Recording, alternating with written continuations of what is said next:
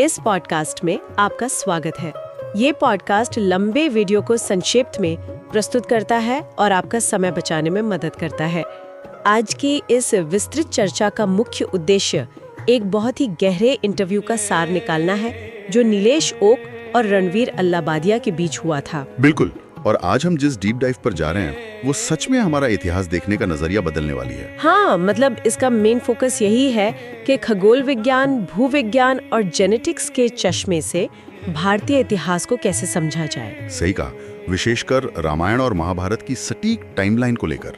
जो श्रोता इस बात को लेकर उत्सुक रहते हैं कि क्या रामायण केवल एक कथा है या वास्तविक इतिहास, उनके लिए ये चर्चा बहुत सारे रहस्यों से पर्दा उठाने वाली है। हाँ, क्योंकि इस इंटरव्यू में नीलेश ओक ने जो जानकारी दी है वो हमारे सोचने के तरीकों को पूरी तरह से पलट सकती है। तो शुरुआत उसी बात से करते हैं जो हम बचपन से स्कूलों में पढ़ते आ रहे हैं। मूल इंटरव्यू में भी ये सवाल था कि हमें क्यों लगता है कि मानव सभ्यता केवल 4500 साल पुरानी है, जैसे हमारी सिंधु घाटी सभ्यता। इसका जवाब मनोविज्ञान में छुपा है। ठीक है, तो आइए इसे थोड़ा विस्तार से समझते हैं। ये 4500 साल वाली बात हमारे दिमाग में कैसे बैठ गई? नीलेश ओक इसे कॉग्निटिव डिसोनेंस कहते हैं। मतलब जब कोई नई जानकारी हमारे पहले से स्थापित विश्वासों से टकराती है तो हमारा दिमाग उसे आसानी से स्वीकार नहीं कर पाता। हाँ, वो पुरानी बात को ही सच मानना चाहता है। बिल्कुल। ओक बताते हैं कि कैसे ब्रिटिश शिक्षा प्रणाली, खासकर मैकाले सिस्टम ने भारतीयों के मन में अपने ही इतिहास को लेकर एक बहुत बड़ा भ्रम पैदा कर दिया था। एक तरह से हमें ये मानने पर मजबूर किया गया कि हमारा इतिहास बस कुछ हजार साल पुराना ही है। वही तो। और यहाँ सबसे दिलचस्प बात यह है कि जिसे आज हम इंडस वैली कहते हैं उसे ओक सिंधु सरस्वती सभ्यता कहना ज्यादा सही मानते हैं। सरस्वती नदी का जिक्र तो बहुत पुराने ग्रंथों में भी है ना। हाँ, और रिसर्च के अनुसार सरस्वती नदी का भौगोलिक इतिहास 1,72,000 साल पुराना है। 1,72,000 साल, ये तो बहुत ज्यादा है। इतना ही नहीं, लगभग 15,000 साल पहले सतलज नदी के पश्चिम की ओर मुड़ने जैसी विशाल भौगोलिक घटनाओं का स्पष्ट वर्णन वाल्मीकि रामायण में दर्ज है। मतलब रामायण काल के लोग उन भौगोलिक बदलावों को अपनी आंखों से देख रहे थे। लेकिन अगर हमारी सभ्यता इतनी ही पुरानी है तो हमारे पुरातत्ववेद यानी आर्कियोलॉजिस्ट्स इसे क्यों नहीं मानते? ये बहुत ही वाजिब सवाल है। इनके इसका जवाब लॉजिकल पॉजिटिविज्म के जरिए देते हैं। लॉजिकल पॉजिटिविज्म मतलब? अगर खुदाई में कोई चीज नहीं मिली तो उसका कोई अस्तित्व ही नहीं है। एकदम सही। आर्कियोलॉजी का पूरा सिस्टम इसी पर टिका है। लेकिन जमीन के नीचे दबी ज्यादातर जैविक चीजें कुछ हजार सालों में ही मिट्टी में मिलकर नष्ट हो जाती हैं। तो जाहिर है 15-20 हजार साल पुरानी चीजें तो खुदाई में मिलेंगी ही नहीं। बिल्कुल, और इसीलिए ओल्ड कहते हैं कि प्राचीन भारतीय ग्रंथों जैसे वाल्मीकि रामायण और वेद व्यास महाभारत में एक बहुत ही सटीक ब्रह्मांडीय घड़ी यानी कॉस्मिक क्लॉक का इस्तेमाल किया गया है। कॉस्मिक क्लॉक मतलब खगोल शास्त्र का उपयोग। हाँ, ग्रहों और नक्षत्रों की स्थिति, जैसे पृथ्वी अपनी धुरी पर घूमते हुए एक लट्टू की तरह थोड़ा डगमगाती है, जिससे एक्सियल प्रोसेशन कहते हैं ना। सही कहा। और इसी डगमगाहट के कारण आसमान में तारों और नक्षत्रों की स्थिति हर युग में बदलती रहती है। प्राचीन ऋषियों ने इन्हीं खगोलीय स्थितियों को दर्ज किया था। तो आज हम उस डेटा से समय का पता लगा सकते हैं। बिल्कुल, आज के आधुनिक सॉफ्टवेयर में ग्रहों की वो स्थिति डालकर हम हजारों साल पीछे का एकदम सटीक समय निकाल सकते हैं। यहाँ बात सच में बहुत दिलचस्प हो जाती है, क्योंकि मूल इंटरव्यू में भी यही सबसे रोमांचक हिस्सा था, जब सीधे सवाल पूछे गए थे कि रामायण और महाभारत असल में कब हुए थे। और नीलेश ओक ने अपनी गणनाओं के आधार पर जो तारीखें दी हैं वो सच में हैरान करने वाली हैं। उनके अनुसार महाभारत का युद्ध 5561 ईसा पूर्व में हुआ था। 5561 ईसा पूर्व। और रामायण का युद्ध? रामायण का युद्ध 12,209 ईसा पूर्व में हुआ था, यानी आज से लगभग 14,000 साल पहले। 14,000 साल पहले? ये तो पूरी टाइमलाइन ही बदल देता है। हाँ, और उन्होंने भगवान राम के जन्म की एकदम सटीक तारीख भी निकाली है, 29 नवंबर 12,240 ईसा पूर्व। मतलब युद्ध के समय राम और लक्ष्मण की उम्र लगभग 31 साल रही होगी। बिल्कुल। लेकिन इतनी सटीक तारीखें, इसके पीछे कोई ठोस खगोलीय प्रमाण तो होना चाहिए। बहुत ही ठोस प्रमाण है। वाल्मीकि रामायण के युद्ध कांड में लक्ष्मण जी आसमान की ओर देखकर एक बहुत ही खास बात कहते हैं। क्या कहते हैं? वो कहते हैं कि ब्रह्म राशि, जिसे आज हम वेगा या अभिजीत तारा कहते हैं, वो एकदम ध्रुव तारे के स्थान पर चमक रही है। लेकिन ध्रुव तारा तो हमेशा उत्तर में एक ही जगह रहता है। आज हमारा ध्रुव तारा पोलारिस है, लेकिन पृथ्वी के उसी लट्टू वाले झुकाव के कारण 14,000 साल पहले वेगा तारा ही हमारा उत्तरी ध्रुव तारा था। 14,000 साल पहले वेगा ध्रुव तारा था और रामायण में उसका एकदम सटीक उल्लेख है। हाँ, खगोल विज्ञान के अनुसार ये एकदम सटीक है।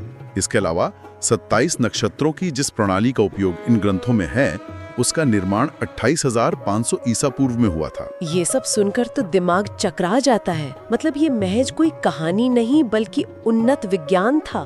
बिल्कुल। इसी बातचीत के दौरान भूगोल को लेकर भी बहुत हैरानी जताई गई थी।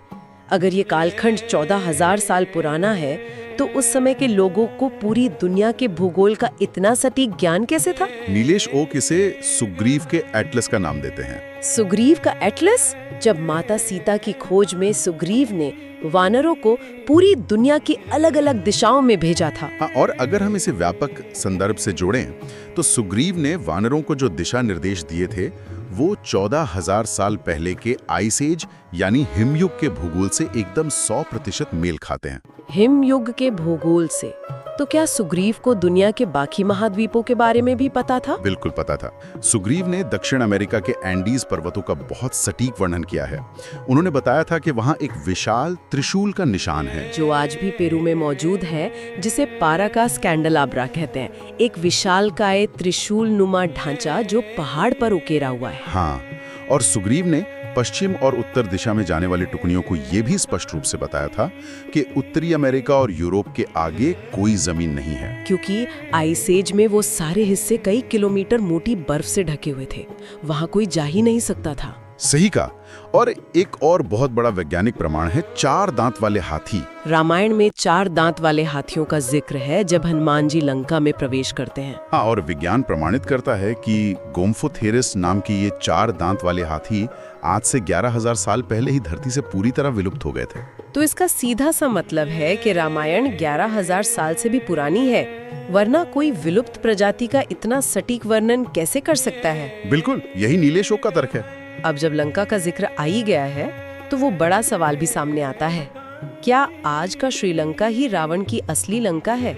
नीलेश ओक अपने शोध के आधार पर इसे पूरी तरह नकारते हैं। तो फिर असली लंका कहाँ थी? असली लंका भूमध्य रेखा यानी इक्वेटर पर थी, आज के मालदीव के पूर्व में स्थित थी। इक्वेटर पर? तो फिर वो पूरी की पूरी लंका कहाँ गायब हो गई? इसके पीछे भूविज्ञान का एक बहुत बड़ा प्रलयंकारी घटनाक्रम है।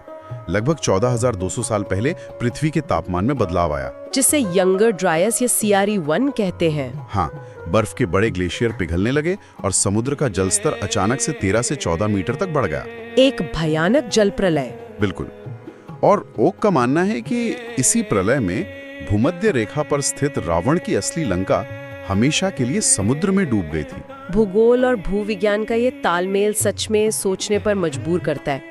लेकिन इस बातचीत में जेनेटिक्स और मानव इतिहास से जुड़ी चर्चा भी बहुत अहम थी। जेनेटिक्स वाला हिस्सा हमें 72,000 साल पीछे ले जाता है, जब इंडोनेशिया में टोबा ज्वालामुखी विस्फोट हुआ था। वो विस्फोट जिससे भारतीय उपमहाद्वीप राख की मोटी चादर से ढक गया था। हाँ, और इसके कारण दुनिया भर में इंसानी आबादी बहुत कम हो गई थी।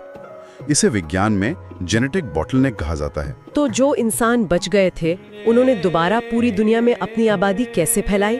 आधुनिक जेनेटिक स्टडीज जैसे मोनिका कार्मेन की रिसर्च बताती है कि जो होमो सेपियंस बच गए थे, उन्होंने भारत में ही अपनी सबसे बड़ी जेनेटिक विविधता विकसित की। मतलब इंसानों ने अपनी आबादी भारत में बढ़ाई और फिर यहीं से वो पूरी दुनिया में माइग्रेट हुए। सिर्फ इंसान ही नहीं, ओक कहते हैं कि खेती की शुरुआत और चूहों जैसी घरेलू प्रजातियों का विकास भी भारत से ही होकर दुनिया भर में फैला था। तो इस सब का आखिर मतलब क्या है?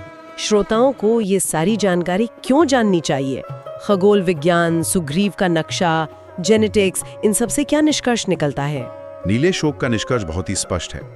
किसी भी राष्ट्र के निर्माण और उसके चरित्र को गहराई से समझने के लिए उसके वास्तविक इतिहास को जानना बहुत जरूरी है। क्योंकि अगर हम सिर्फ पश्चिमी नजरिए से अपना इतिहास देखेंगे तो कभी अपनी असली जड़ों तक नहीं पहुंच पाएंगे। बिल्कुल, ये ज्ञान हमें अपनी खोई हुई पहचान वापस दिलाता है और ये साबित करता है कि हमारे पूर्वजों के पास विज्ञान और भूगोल की बहुत ही उन्नत समझ मौजूद थी। ये पूरी चर्चा वाकई इतिहास को देखने का हमारा नजरिया बदल देती है।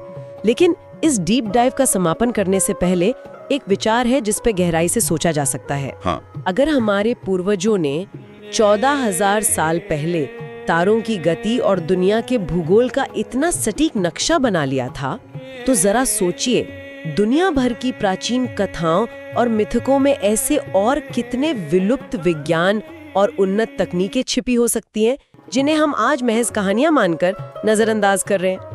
इसी उत्तेजक विचार के साथ हम आज की चर्चा को यहीं समाप्त करते हैं।